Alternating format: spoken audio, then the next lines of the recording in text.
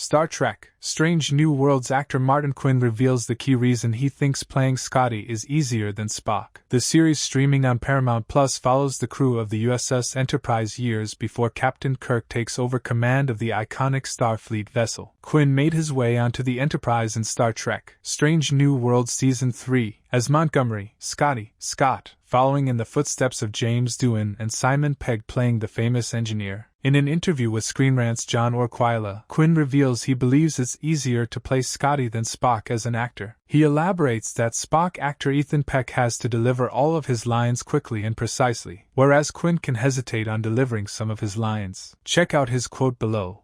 "It's not as bad as for Ethan, because I feel like Spock can't even put any hesitation in, whereas I can kind of like scratch myself and and as, lots of hesitation, but not as tricky." What this means for Strange New Worlds: there is a blueprint for the characters. Strange New Worlds has slowly been adding legacy characters to the show throughout its run. This has included Spock, Uhura, Nurse Chapel, Dr. Mbenga, and James Kirk. Quinn's joining the cast as Scotty is the most recent addition to the classic crew. While Dr. Mbenga had a very small role in Star Trek, the original series, only appearing in 2 episodes, the rest of the characters have a blueprint set by former stars. There's a tightrope to walk with established characters. The performers need to have the freedom to give their own interpretation, while still having it feel familiar to what came before. While Quinn is the first Scottish actor to portray Scotty, his performance still needs to be recognizable when compared with Doohan. As Star Trek: Strange New Worlds is confirmed to end with Season 5, there are only a few seasons to go to introduce the remainder of the TOS crew. Strange New Worlds has wisely introduced them a piece at a time, but if the prequel is set to lead into TOS,